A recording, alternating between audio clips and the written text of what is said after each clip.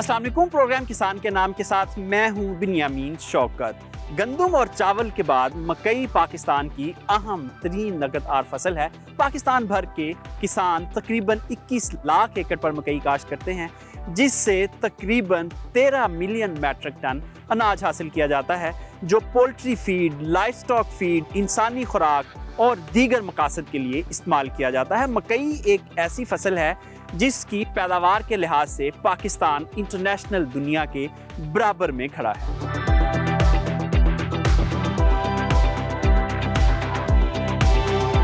हम मकई की कुल पैदावार का 10 से 15% ही एक्सपोर्ट कर पाते हैं। वजह सिर्फ ये है कि मकई में एफ्लाटॉक्सिन पैदा हो जाता है, जो इंटरनेशनल मार्केट में काबिल कबूल नहीं है।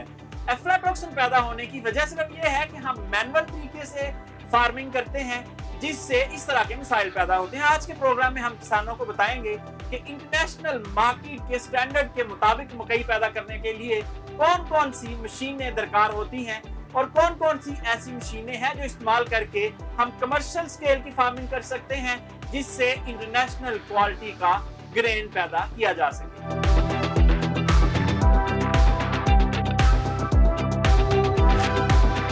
पोल्ट्री फीड की बात करें या डेयरी फार्म वनडे की या फिर साइलेज बनाने की, मकई हर जगह बुनियादी जुज के तौर पर इस्तेमाल होती है। बहुत से तरक्की याफ्ता ममालिक में मकई का आटा मुस्तकिल खुराक के तौर पर भी इस्तेमाल किया जाता है। यूं लाइफ स्टॉक फार्मिंग के साथ मकई इंसानी खुराक में भी बड़े पैमाने पर इस्तेमाल होती है। गुज़श्ता 1 साल से पाकिस्तान में मकई की कीमत मुसलसल गिरावट का शिकार है। हमारे यहाँ मकई की काश्त ज्यादातर मैनुअल तरीके से की जाती है, जिससे फी एकड़ पैदावार भी कम होती है और मकई में एफ्लाटॉक्सिन भी पैदा हो जाते हैं।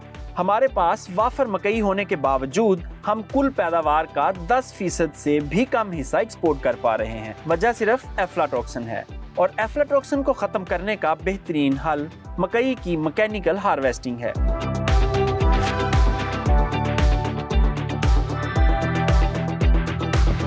पाकिस्तान में आम किसान मकई की फी एकड़ पैदावार 60 से 70 मन लेता है, जबकि प्रोग्रेसिव किसान 100 मन तक भी चला जाता है। जबकि इस वक्त जिस फार्म पे हम मौजूद हैं, यहाँ के किसान सरदार बाबर फरीद 200 मन तक फी एकड़ पैदावार ले चुके हैं। उनसे पूछते हैं कि उनकी पैदावार के राज क्या है। अस्सलाम वालेकुम। वालेकुम अस्सलाम। सबसे पहले बताएं कि आम किसान कहाँ 60-70 और आप 200, ये बहुत ज़्यादा फ़र्क है। देखिए, पिछले साल एक बड़ा स्पेशल ईयर था। मौसम ने बहुत साजगार था और टाइमली बारिशें भी होती रहीं, ग्रेन फिलिंग बहुत अच्छी हुई। तो हमारे कुछ 3 ऐसे एकड़ थे जो हम टेस्ट कर रहे थे एक सीड, उसने हमें इस लेवल पे पहुंचाया। बाकी हमारी फार्म एवरेज 170 के इर्द गिर्द पिछले साल रही। अच्छा सर, ये बताएं कि अगर हम बात करें बीज की सिलेक्शन से लेके और प्रैक्टिसेस तक, तो आपको क्या लगता है कि आप और जो आम किसान है उसमें क्या फ़र्क है और आप क्या करते हैं, वो हमें बताएं ज़रा, किसान जानना चाहते हैं। देखिए, किसान 2-3 बड़ी मेजर गलतियां करते हैं। एक सबसे बड़ी गलती है कि वो टाइमली सीड लगाना।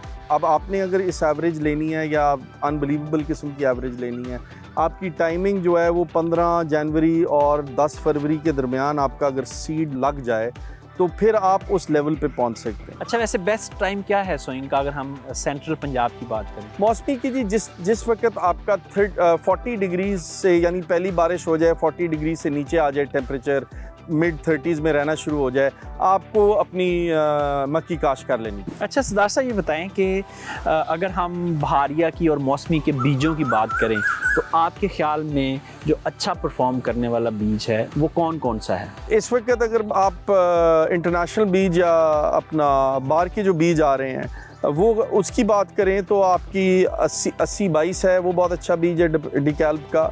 81-48 है। ये किस सीजन में अच्छा परफॉर्म करते हैं? ये मौसमी में जी। अच्छा, मौसमी, ठीक है जी। और उसके बाद P40-40 है, 38-75 है, फिर आपका 30T60 है जो साइलेज और दाने दोनों में बहुत अच्छा। इससे पहले जो आपने जितनी वैरायटीज बताई हैं वो स्पेसिफिक साइलेज के लिए हैं या ग्रेन के लिए? वो कुछ ग्रेन्स के लिए हैं। साइलेज की कुछ मखसूस वैरायटीज हैं जिनके कद साथ ज़रा बेहतर होते हैं, जैसा 80-22 का बहुत अच्छा कद हो जाता है, 30T60 का बहुत अच्छा कद हो जाता है। अच्छा सर, ये फरमाएं कि अगर खादों के प्लान की बात करें तो आपकी चूँकि पैदावार बहुत अच्छी आती है, तो आप खादों का प्लान किस तरह करते हैं? कितनी डीएपी, कितनी यूरिया, कितनी पोटाश और इसके अलावा क्या खाद्य देते हैं? हम थोड़ा सा सॉइल बायोलॉजी पे काम कर रहे हैं। हम इससे पहले जब हम रिवायती कर रहे थे तो तब हम भी 130, 25, 30 पे ही बैठे रहे थे, बट जिस तरह हमने बायोलॉजी ऐड की है उसने हमारी एवरेजेस हमारी सोचों से बाहर। बायोलॉजी बताएं ना क्या है, ताकि आम किसान भी करे। उस पे आम किसान बड़े आराम से कर सकता है, वो कंपोस्ट कर ले, ठीक है जी। हम तो डीएपी भी नहीं यूज़ कर रहे, हम रॉक फॉस्फेट से अपने फास्फोरस का जो हिस्सा है वो ले रहे हैं और उसको हम कंपोस्ट करके, जिसको बीओपी भी आम ज़ुबान में कहते हैं, मगर आप खुद बनाएं तो। केमिकल खादों की अगर बात करें तो नॉर्मली किसान 1 से 1.5 बैग डीएपी डालता है, तो बाकी जो खादें हैं, जो नाइट्रोजन है, वो कितने बैग्स डालने चाहिए और कितने अरसे तक, किस स्टेज तक जो हमारा यूरिया है उसकी मिकदार पूरी हो जानी चाहिए? नाइट्रोजन हम जो मैनेज करते हैं वो हम ऑलमोस्ट 4.5 बैग्स करते हैं, मगर हम नाइट्रोजन इसको जब तक ये आम तौर पे जिसको कहते हैं गोडे पे ना आ जाए, या इस आप कह लें V5, V6 एक इसकी स्टेज है, उस पे ना आ जाए, हम नाइट्रोजन इस्तेमाल नहीं करते। और उधर से फिर हम नाइट्रोजन इस्तेमाल करते हैं और दबा के करते हैं, और फिर जब ये टेस्लिंग के करीब हो उससे पहले हम नाइट्रोजन इसको होल्ड बैक करते हैं, और जिस तरह ही टेस्लिंग के 10 दिन गुजर जाएं फिर हम इसको हाफ बैग का नाइट्रोजन का एक डोज देते हैं। अच्छा, ये छल्ली मैंने देखी है आपके खेत की, ये माशाल्लाह बहुत ज़बरदस्त भराई हुई है, दाना बिल्कुल तैयार है।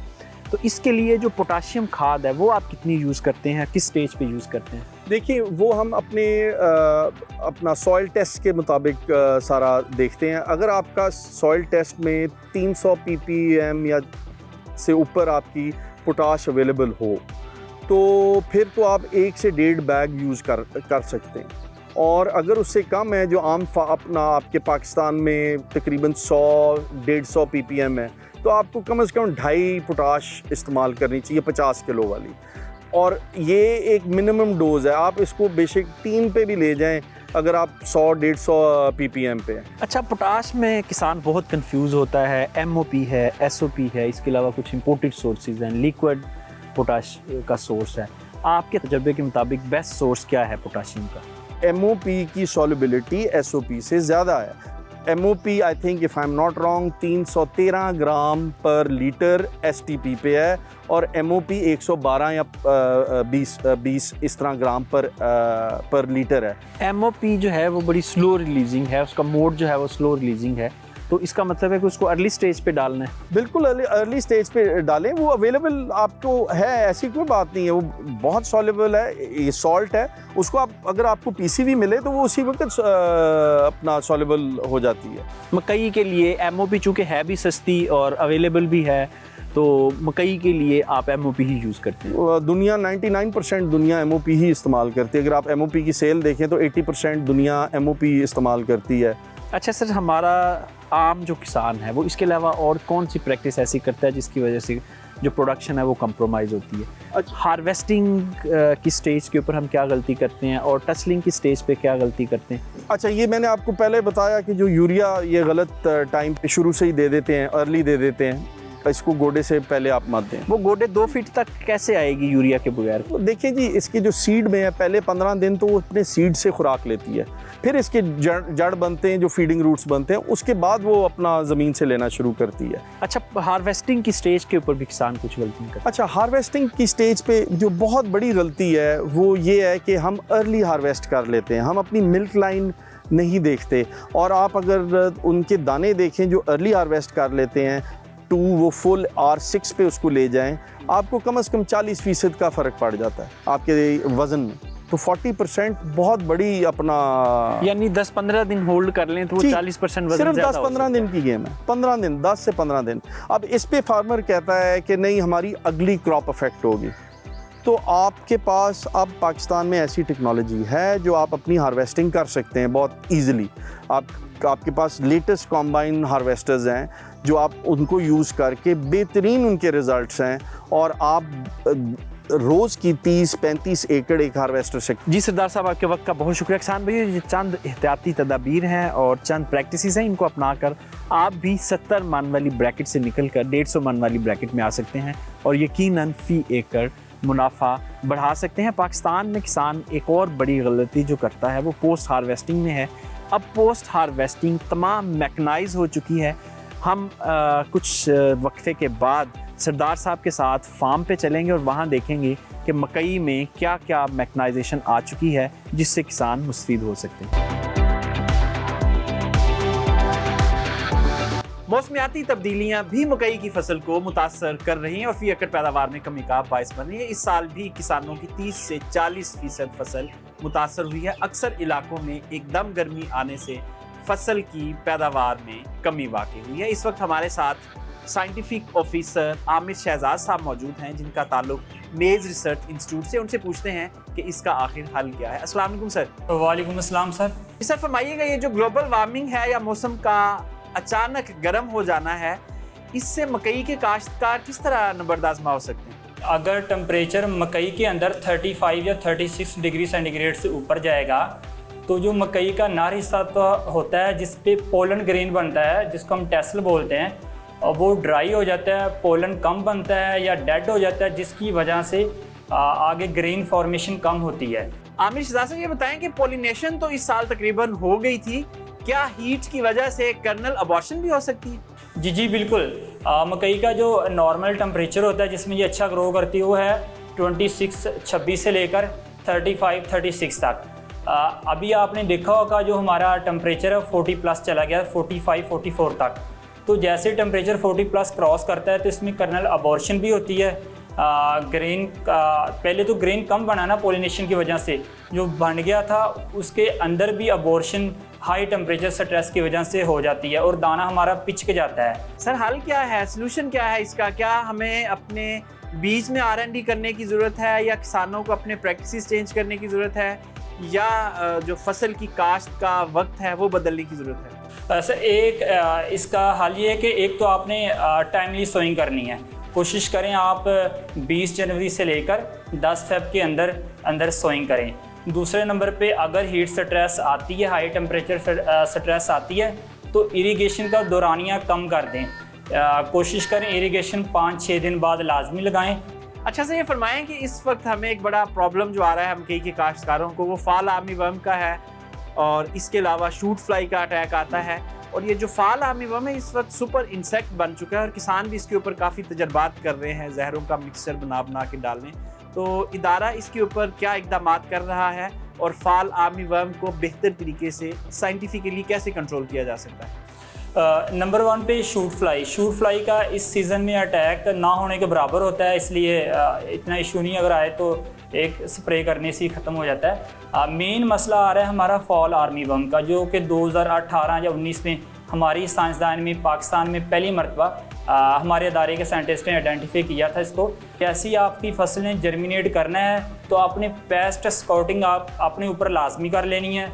एक हफ्ते में 2 से 3 मरतबा पेस्ट स्काउटिंग लाजमी करें, क्योंकि इसका जो ईटिंग स्टाइल वो बहुत फास्ट है। ये 1-2 दिन के अंदर ही फसल को बहुत ज़्यादा नुकसान पहुंचा देता है। जैसे ही आपको लार्वी हालत नज़र आए तो अगर फसल छोटी है उसके ऊपर स्प्रे करें। अगर फसल आपकी 3-4 फीट की होगी है तो उसकी जो कॉम्पल होती है उसके अंदर आप जहर डाल दें।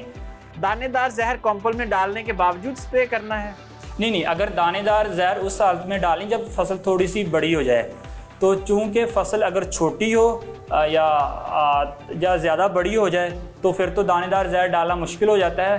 तो अगर दानेदार जहर डाल दी फिर स्प्रे नहीं करनी।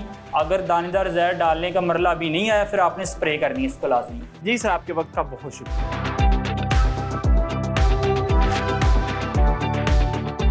चाइना, अमेरिका, कनाडा और दीगर मकई के प्रोड्यूसर ममालिक जो है वहाँ GMO मकई पैदा की जाती है, मगर पाकिस्तान में खुशकिस्मती से नॉन GMO मकई पैदा की जाती है जिसकी दुनिया भर में बहुत ज़्यादा डिमांड है। मगर इसके बावजूद हम एक्सपोर्ट नहीं कर पा रहे जितनी हमें करनी चाहिए। मुख्तसर ब्रेक और ब्रेक के बाद बताएंगे कि हमारे किसान क्या क्या गलती करते हैं जिसकी वजह से मकई में अफ्लाटॉक्सिन पैदा होता है जो बैरून ममालिक एक्सपोर्ट के काबिल नहीं रहते। Welcome back. पाकिस्तान में मकई के ज़ेरे काश्त रकबे में मुसलसल इजाफा हो रहा है। वजह सिर्फ ये है कि मकई के मुख्तलिफ इस्तेमाल है, मुख्तलिफ इंडस्ट्री में मकई को इस्तेमाल किया जाता है। लाइव स्टॉक फार्मिंग में मकई का साइलेज किसानों की बुनियादी जरूरत बन चुका है। कमर्शियल डेयरी फार्म का साइलेज के बगैर तस्वर भी नहीं किया जा सकता। इसके अलावा अगर साइलेज का रेट अच्छा ना हो तो किसान कुछ दिन फसल रोक कर उसका दाना बना सकते हैं और दाना भी मुख्तलिफ मकासद के लिए इस्तेमाल होता है। पोल्ट्री और लाइव स्टॉक की फीड में भी मकई बुनियादी जुज़ के तौर पर इस्तेमाल की जा सकती है। इसके अलावा इंसानी खुराक में भी मकई इस्तेमाल होती है और मुख्तलिफ अद्वियाती मकासद के लिए भी मकई इस्तेमाल की जा सकती है। इसलिए किसान भाइयों, मकई की काश्त किसी सूरत भी नुकसानदेह नहीं हो सकती।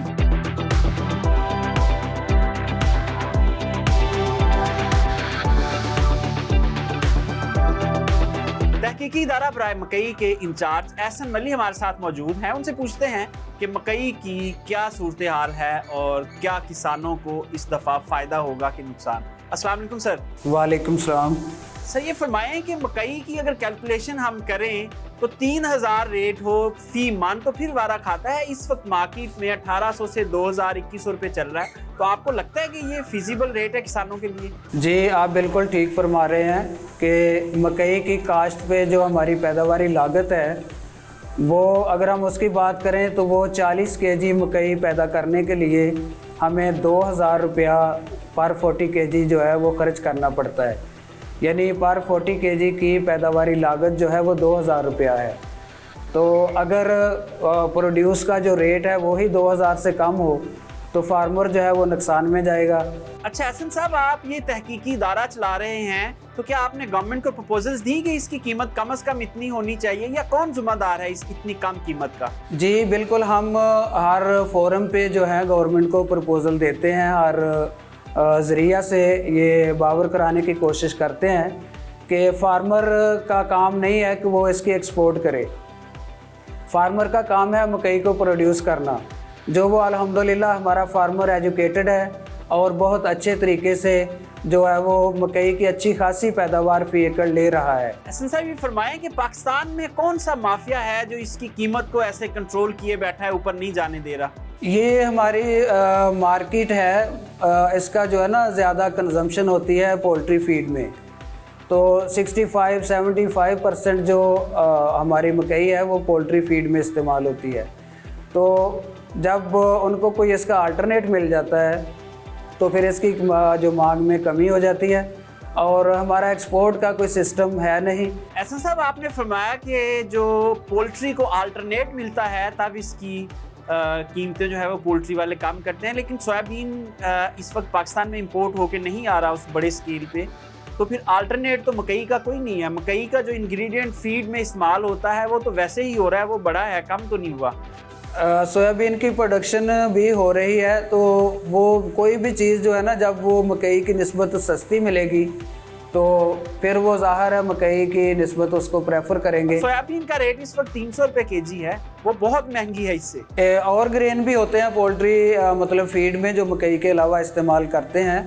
तो मेन वजह यही है कि हमारी जो मकई है उसकी क्वालिटी जो है वो पोस्ट हार्वेस्ट लॉसेस की वजह से उसकी क्वालिटी लो हो जाती है, उसमें अफ्लाटॉक्सिन और फंगस का इशू आ जाता है। एहसन साहब ये फरमाएं कि किसानों की कैपेसिटी बिल्डिंग के लिए, ट्रेनिंग्स के लिए अच्छी पोस्ट जो प्रोडक्शन हार्वेस्ट टेक्नोलॉजीज़ हैं उनको एजुकेट करने के लिए कोई किसानों के लिए ट्रेनिंग प्रोग्राम आपने को अरेंज किए हों, कोई हुकूमत को तजवीज़ दी हो?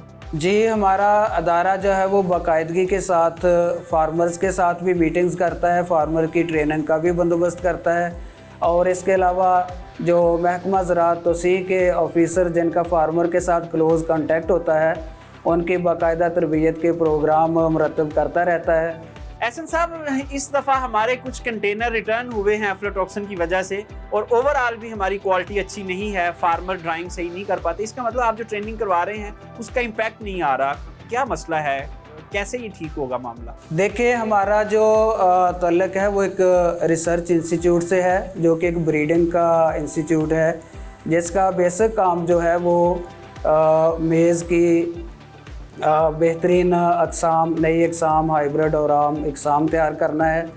तो ये पोस्ट हार्वेस्ट का जो इशू है ये थोड़ा ब्रीडिंग से हट के आ जाता है। इसके लिए और फरमाएं कि जो आपका काम है वो ब्रीडिंग है, ये फरमाएं कि इस वक्त 4-5 मल्टीनेशनल कंपनीज हैं, उनका ही बीज पाकिस्तान में लार्ज स्केल पे फ़रोख्त हो रहा है, यानी यूँ कह लीजिए कि 90% बीज उनका बिक रहा है। तो आपने जो वैरायटी डेवलप की हैं वो कौन सी हैं और वो कहाँ कहाँ बिक रही हैं, स्केल क्या है उनका? अब सूरत हाल डिफरेंट है जी। पहले ऐसा ही था कि बहुत ज़्यादा इम्पोर्टेड सीड इस्तेमाल होता था। उसकी वजह ये थी कि मकई का जो सीड है, बिलखसूस हाइब्रिड सीड जो है, वो बनाने के लिए एक ख़ास तरीक़ाकार होता है, ख़ास इन्वायरमेंट होती है। ये दूसरी फसलों की निस्बत बहुत ज़्यादा मुश्किल काम है और इसके लिए खसूसी जो है वसाइल की ज़रूरत होती है, जो कि अदारों के पास नहीं है। तो अब बहुत सारी प्राइवेट कंपनीज जो लोकल हैं बना रहे और किसानों को ट्रेनिंग भी नहीं कर रहे, तो फिर ये हमारा जो इदारा है मेज रिसर्च इंस्टीट्यूट, इसका फिर बेसिक फंक्शन क्या है और कर क्या रहा है ये? इसका बेसिक पर्पस जो है वो है नई वैरायटीज़ डेवलप करना। अब अदारे के पास जो है वो बेहतरीन हाइब्रिड मौजूद हैं और पंजाब सीड कॉरपोरेशन के साथ हमारा MOU भी साइन हुआ है। अपने वसाइल के मुताबिक हम 5 से 10,000 एकड़ का सीड जो है वो अदारा बना सकता है। जी एहसन मलिक साहब, आपके वक्त का बहुत शुक्रिया। हमारे पास इदारे हैं, डायरेक्टर्स हैं, लोग हैं, मशीनरी है, लेकिन फिर भी जो काम है वो आप सबके सामने है। हम एक का काम दूसरे पे और दूसरे का काम तीसरे पे डाल के अपनी जान ही छुड़ाते हैं।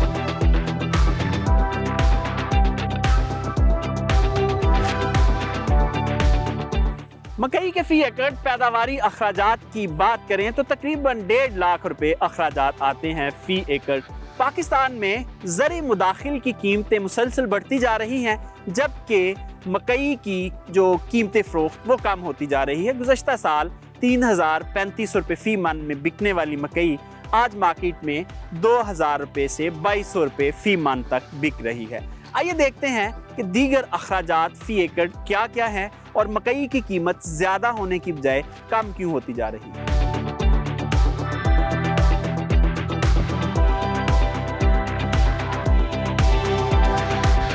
अक्सर किसान मकई को सब्ज़ चारे के तौर पर भी इस्तेमाल करते हैं और इस वक्त मुख्तलिफ मंडियों में सब्ज़ चारे का रेट 300 से 400 रुपये फी मन है। साइलेज के लिए तैयार की जाने वाली मकई का रेट 500 से 600 रुपये फी मन है। मकई दाने की बात करें तो उसे 3 मुख्तलिफ हिस्सों में तकसीम किया जाता है। A+ कैटेगरी का माल अद्वियात बनाने में काम आता है, जिसका मौजूदा रेट 2300 से 2400 रुपये तक है, जबकि A कैटेगरी का माल पोल्ट्री फीड में इस्तेमाल किया जाता है। इसके अलावा इंसानी खुराक में भी A कैटेगरी का माल इस्तेमाल होता है, जिसकी कीमत 2200 रुपये फी मन तक चल रही है। इसके अलावा B और C कैटेगरी का माल डेयरी और फैटनिंग वनडे में इस्तेमाल किया जाता है, जिसकी फी मन कीमत 1800 से 1900 रुपये तक है। इन कीमतों में मकई फरोख्त करके भी किसान मुश्किल से 10% तक मुनाफा ही कमाते हैं। कमर्शियल स्केल पर मकई की काश्त के लिए जरूरी है कि इसके हर स्टेप के ऊपर मशीन को इन्वॉल्व किया जाए, मशीनें इस्तेमाल की जाएं, क्योंकि मैनुअल जब काम करवाते हैं तो उसमें बहुत से मसाइल पैदा होते हैं। जब छल्ली मैनुअली तोड़वाई जाती है उसमें चांसेस होते हैं कि एफ्लाटॉक्सिन ग्रो करे, और यही सबसे बड़ी वजह है कि हम इंटरनेशनल मार्केट में बड़े स्केल पर मकई एक्सपोर्ट नहीं कर सकते। ये जिस मशीन में हम मौजूद हैं ये ऑटोमेटिक तरीके से मकई को काटती भी है, छल्ली को तोड़ती भी है और उससे दाना भी अलग करती है, जो बराह रास्त मार्केट में फरोख्त किया जा सकता है। और इस वक्त इस मशीन के जो ऑनर हैं वो हमारे साथ सरदार बाबर साहब एक दफ़ा फिर मौजूद हैं, जो इस सारे सेटअप को रन कर रहे हैं। उनसे पूछते हैं कि ये जो मशीन है इसका क्या फ़ायदा है और हमारे किसान इसे इस्तेमाल क्यों नहीं कर रहे। इस्लाम वालेकुम अस्सलाम। बगैर मशीनी हार्वेस्टर से आप बड़ी स्केल की फार्मिंग नहीं कर सकते, क्योंकि ये मशीन जो है ये ऑलमोस्ट आप कह सकते हैं डेली का 30 एकड़ 35 एकड़ काट सकती है, और इसके रिजल्ट्स आपके सामने हैं। बेहतरीन किस्म की ये हार्वेस्टिंग करती है, ज़ाया बिल्कुल काम नहीं करती और ज़बरदस्त इसकी प्रोडक्शन है। तो आपकी अगर बड़ी फार्मिंग हो तो जितनी आपको एफिशिएंसी चाहिए वो सिर्फ ये मशीनें ही दे सकती हैं। अगर आप 500-600 एकड़ के फार्मर हैं तो आपको 2 महीने लग जाएंगे बहुत सारी लेबर के साथ, बट अदरवाइज अपना ये मशीन हो तो ये आपका 10-15 दिन में आपका काम कर देगी। अच्छा ये बताएं कि अगर मैनुअल हार्वेस्टिंग करवाएं तो उस पर कितना खर्चा आता है, और अगर मशीन से हम ढुआएं उससे कितना खर्चा आता है? यानी किसान के ऊपर बहुत ज्यादा बोझ तो नहीं है ये मशीन? जी, ये बोझ नहीं है मशीन किसानों पे, क्योंकि ये हम इसको 15,000 रुपए की ये कटाई कॉस्ट ले रहे हैं, और जो आपकी लेबर है वही 15 से 20,000, वो सिर्फ आपको छल्ली तोड़ के छील के देती है। उसके बाद फिर आपने अपना डीजल और अपना आपने थ्रेशर चलाना है, ट्रैक्टर चलाना है, उसकी कॉस्ट अगर आप सारा कुछ लगाएं तो ये 25,000 रुपए फार्मर को पड़ती है, और वो अपने तुक्के भी बेच दे जो 5-6 हज़ार की बिकते हैं, फिर भी ये 18,000 रुपए फार्मर को हार्वेस्टिंग पड़ती है, और ये आपको 14-15 हज़ार रुपए में आपकी बेहतरीन हार्वेस्ट कर सकती है। अच्छा सर, इसके अलावा कौन कौन सी मशीनें हैं जो मकई के पूरे प्रोसेस को मैकेनाइज कर सकती हैं? सबसे पहले देखिए आपका प्लांटर आ जाता है, उसके बाद क्योंकि वो आपने प्रिसीजन प्लांटिंग करनी है, उसके बाद आपकी अपना ये मैकेनिकल हार्वेस्टिंग आ जाती है। हार्वेस्टिंग आपने कर ली और उसके बाद मैकेनिकल ड्राइंग आ जाती है। अब इस वक्त जो हम मक्की ये काट रहे हैं, ये इस वक्त तकरीबन 15 मॉइस्चर पे है और ये मार्केटेबल है, और अगर आपने इसको 13-14 पे ले जाना है तो आप इसको अगर पतला तरपाल पे पतला रखें तो ये 2 घंटे में आपको 12-13 मॉइस्चर पे आ जाएगी। मगर इससे ज़्यादा अगर मक्की आपकी गीली है तो आपको ड्रायर्स की ज़रूरत है, और वो ड्रायर्स जो हैं वो आपको छोटे फॉर्म में फार्म साइज़ के भी मिल सकते हैं। और मैं तो ये अपना मिल ओनर्स को ये विनती करूँगा कि अगर उनको क्वालिटी मक्की चाहिए वो बेशक गीली मक्की लें, उसको इंसान का हाथ भी नहीं लगेगा, मिट्टी में भी नहीं जाएगी, सीधा इस कॉम्बाइन से लेके अपना ट्रक में डालें और ट्रक आपके पास आए, आप उसकी क्वालिटी चेक करें और उसके बाद आप उसको बड़े आराम से ड्राई करके अपने पास क्वालिटी मक्की रख सकते हैं, और यही एक्सपोर्टर भी कर सकता है। जी सरदार साहब, बहुत शुक्रिया। जब तक मकई की मैकेनिकल हार्वेस्टिंग पे नहीं आते, तमाम स्टेप्स के ऊपर मशीनें इन्वॉल्व नहीं होती, तब तक हम क्वालिटी की मकई पैदा नहीं कर सकते जो इंटरनेशनल मार्केट में चाहिए। यानी अगर एक्सपोर्ट करनी है मकई लार्ज स्केल पे तो फिर हमें मशीनों का सहारा लेना पड़ेगा।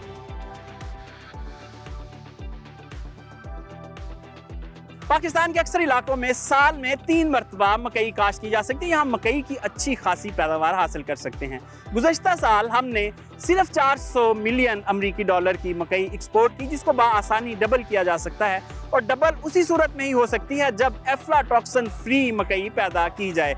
और एफ्लाटॉक्सिन फ्री मकई पैदा करने के लिए ज़रूरी है कि हम मैकेनिकल फार्मिंग की तरफ आएँ। आज के प्रोग्राम में हमने आपको मैकेनिकल मेज़ फार्मिंग के तमाम तरीके बताए। मुख्तसर ब्रेक, और ब्रेक के बाद आप सबका फेवरेट सेगमेंट, आपके सवाल हमारे जवाब, और इस हफ्ते की बिजनेस प्रपोजल।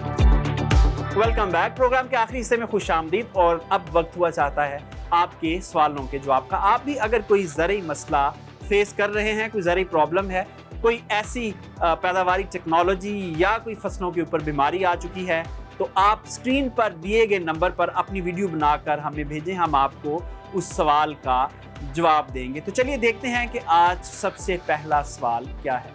मेरा नाम मोहम्मद सिद्दीक शाह है। मैं चक नंबर 235 गैब तहसील जड़ावाला का ज़िम्मेदार हूँ, नंबरदार हूँ। और हमारा इलाका जो है वो सबसे ज़्यादा गन्ना काश्त करने वाला इलाका है।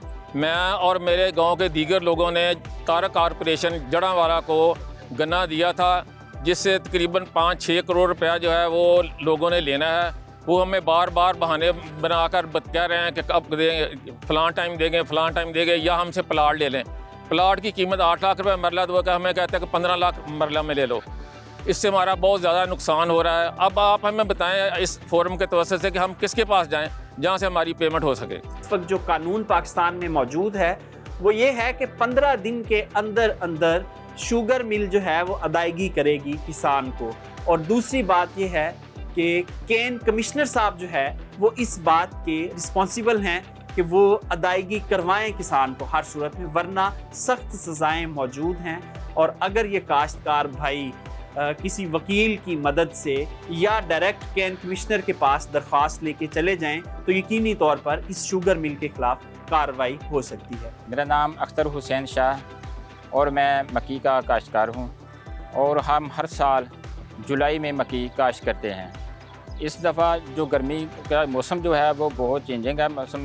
मौसम बहुत गर्म है, लिहाजा हम आपसे ये पूछना चाहते हैं कि आया कि मक्की की काश्त की जाए या थोड़ा सा वेट कर लिया जाए। 40 और 35 के दरमियान का जो दर्जा हरारत है, ये मकई के बीज की जर्मिनेशन का बेहतरीन वक्त है। इससे ज़्यादा जब टेम्परेचर होता है तो खदशात होते हैं कि बीज या तो गल जाएगा या जब स्प्राउट करेगा, जब जर्मिनेट करेगा तो उस वक्त उसको हीट स्ट्रेस की वजह से दबाव में आ जाएगा बीज, तो उसकी जो है वो काश्त सही नहीं होगी, उसकी पैदावार अच्छी नहीं आएगी। तो इस वक्त जो टाइम चल रहा है ये बेहतरीन टाइम है। आप किसी भी किस्म की मकई काश्त करना चाहते हैं तो आप जुलाई के सेकंड वीक से शुरू कर सकते हैं। कुछ इलाकों में यकम जुलाई को भी कर सकते हैं, लेकिन हमारा जो जनूबी पंजाब और सिंध के इलाके हैं वहाँ से वस्त जुलाई के बाद का जो टाइम है ये बेहतरीन टाइम समझा जाता है मकई की काश्त का। और अगर हम अपर एरियाज़ में जाएं तो वहाँ आप जुलाई में भी मकई काश्त कर सकते हैं, क्योंकि वहाँ मौसम नॉर्मल हो चुका होता है। इस साल गंदम काश्त की थी और कम रेट की वजह से हमें कोई मुनासिब नहीं लगा और अगली फसल के लिए हम बहुत परेशान हैं। ताकि हमारे पास इतने वसाइल नहीं हैं तो ताकि अगली फसल हम बर्दाश्त कर सकें, तो लिहाजा हमें बता दीजिएगा कि गंदम का रेट बढ़ेगा या नहीं बढ़ेगा ताकि हम अपनी गंदम बेच सकें। मसनूई तरीके पे जो मार्केट है वो रोकी हुई है गंदम की। जो गंदम की असल कीमत है अब इंटरनेशनल मार्केट में देख लें, वो भी पाकिस्तानी करेंसी में 3000 क्रॉस कर चुकी है। और जब इसी तरह अगर हम उसको इंपोर्ट करेंगे तो 1000 से 1500 फी मन जो है एक्सपोर्ट के अखराजात आएंगे। तो इंटरनेशनल मार्केट की प्राइस भी ऊपर जा चुकी है। पाकिस्तानी सिनेरियो में देखें तब भी इस वक्त 3500 रुपये फी मन से ऊपर कीमत है गंदम की। आज भी अगर इसको डी कैप कर दे गवर्नमेंट, इसकी कैपिंग प्राइस कैपिंग हटा दे, तो मार्केट में जो गंदम है वो 3500 रुपये से ऊपर जाएगी। किसान भाइयों, मसनूई तौर पर बहुत ज़्यादा देर तक प्राइस को कैप नहीं किया जा सकता। इस प्राइस ने ऊपर जाना ही जाना है। आज नहीं जाएगी, 2 हफ्तों बाद, महीने बाद ये ऊपर जाए ही जाएगी। तो ये सेगमेंट का वक्त भी इसके साथ ही ख़त्म होता है। आइए आपके लिए चलते हैं अगले सेगमेंट में, जहां हम आपको एक ज़बरदस्त ज़री बिजनेस का मॉडल देने वाले हैं।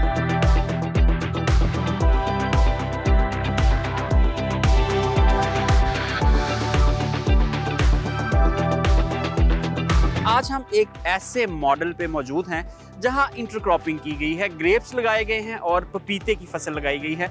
और हमारे साथ फार्मर मोहम्मद शोएब मौजूद हैं। उनसे पूछते हैं कि ये मॉडल क्या है, किसान फी एकड़ कितना मुनाफा कमा सकते हैं, और अगर किसान खुद ये काम करना चाहें तो उसका क्या तरीकाकार है। जी अस्सलाम वालेकुम। वालेकुम अस्सलाम। बताएं कि आप फी एकड़ कितना मुनाफा कमा रहे हैं इस मॉडल में? 1.25 एकड़ के करीब मेरे पास ये सारी जगह है। तो इसमें से मैंने बिज़नेस किया है एक सीज़न का 35 से 40 लाख रुपए।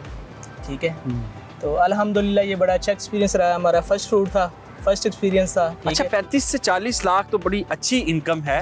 हमारा फार्मर जो रवायती काश्तकारी करता है जिसमें चावल और गंदम है, उसमें तो मुश्किल से साल का वो 2-2.5 लाख रुपए कमा सकते हैं। सर ये बेसिकली जो किसान है ये रवायती फसलें जो है गंदम है, चावल है, ठीक है, 1-2 हट के दूसरी फसलें हैं वो काश्त करते हैं। ये किसानों को इस साइड पे आना चाहिए।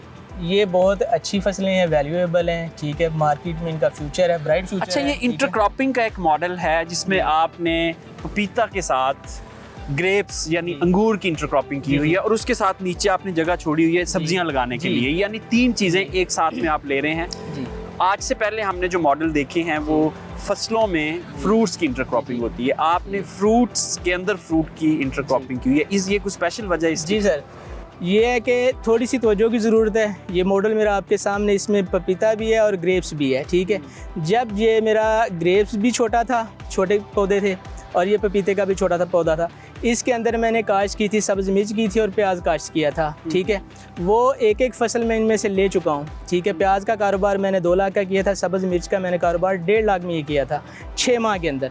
ठीक है, अभी ये थोड़े से ग्रोथ कर गए हैं। ठीक है, तो इसलिए मेरी प्रायोरिटी ये है कि इनको अब तरजीह देनी चाहिए। ठीक है, अभी ये नेक्स्ट सीज़न में मेरा इंशाल्लाह ग्रेप्स जो है, ये जो आने वाला मार्च है 2025 का, इंशाल्लाह इसमें ये फ्रूट पे आएगा। ठीक है, और ये ग्रेप्स का इतना एडवांस बिज़नेस है, इतना एडवांस बिज़नेस है जो बहुत रेयर फार्मर को पता है, बेसिकली ज़्यादा फार्मर को इनका पता ही नहीं है। अच्छा, ज़िला शेखुपुरा जो है वो अंगूर की काश्त और पपीता की काश्त के लिए सूटेबल है? जी, बहुत मौजूद है टेम्परेचर यहाँ का। तो ये बताएं कि ये जो पौधे से पौधे का फासला है ये आपने कितना रखा हुआ है? सर, पौधे से पौधे का फासला 7 फुट है ठीक है, और दरमियानी रो जो है उसका 8 फुट 4 इंच है। और 1 एकड़ में टोटल आपने अंगूर के कितने पौधे लगाए हुए हैं और सर 1 एकड़ में पपीते के कितने हैं? पपीते के जो पौधे हैं वो 750 हैं, ठीक है, और ग्रेप्स के जो वो 850 हैं। और ये जो ग्रेप से पपीते का फासला है ये कितना है? ये दरमियानी है, तकरीबन 5 फुट का है। 5 फुट का ये फासला है, 5 फुट का वो है, और ये तकरीबन पौधे से पौधे जो आपका पपीता है उसका 10 फुट फासला हो गया, ठीक है। यानी रो से रो 10 फुट फासला है और पौधे से पौधे 8 फुट फासला है। अच्छा ये बताएं कि जब इनिशियल इन्वेस्टमेंट आपने की तो उस वक्त आपका कितना खर्चा आया सर ये पपीते के ऊपर और ग्रेप्स के ऊपर, दोनों के ऊपर? पपीते के ऊपर जो मेरे एक्सपेंसेस थे फी एकड़ तैयारी तक, लगाने से लेके तैयारी तक, वो 3-3.25 लाख रुपए पर एकड़ खर्चा था, ठीक है। जो ग्रेप्स का है, ग्रेप्स का मेरा जो है तकरीबन 4 से 4.5 लाख रुपए पर एकड़ खर्चा है, ठीक है, क्योंकि इसके अंदर ये पौधे हैं, पौधे के बाद ये पिलर सिस्टम है, तार सिस्टम है, ये सारा, ठीक है। इसको ऊपर उठाने के लिए ज़मीन से 5 से 7 फुट ये ऊपर है। अच्छा ये ग्रेप्स की और जो पपाया है, इन दोनों की जो खादें हैं वो मुख्तलिफ हैं, तो आपने वाटर चैनल एक ही बनाया हुआ है, तो प्रॉब्लम नहीं आता इससे? आता है सर। तो अगर इनको ड्रिप इरिगेशन पे कर दिया जाए, ग्रेप्स की ड्रिप अलहदा कर दी जाए और पपाया की अलहदा, तो वो ज़्यादा बेहतर नहीं है? ये सारे एक्सपेंसेस ही बढ़ाने हैं आपने, लेकिन यहाँ की ज़मीन इतनी अच्छी है, ये पानी खड़ा होने नहीं देती, जज़ब कर जाती है। शोएब साहब इनको खादें कौन कौन सी देते हैं आप? सर खादें इनकी रिवायती हैं, जैसे DAP है, ठीक है, नाइट्रोफास है, उसके बाद कैनगोआरा है, ठीक है, उसके बाद सल्फ़र है, ठीक है, पोटाश है।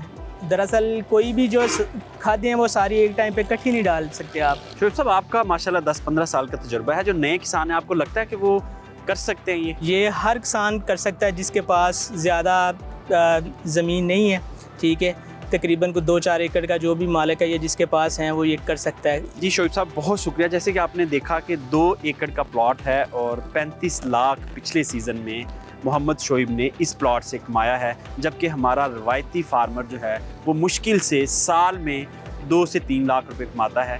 तो अगर आपके पास ज़मीन है और उसमें से कम 1 एकड़ आप इस मॉडल पे ज़रूर लेके जाएं, यकीनी तौर पर इसमें मेहनत ज़्यादा है लेकिन प्रॉफिट भी ज़्यादा है।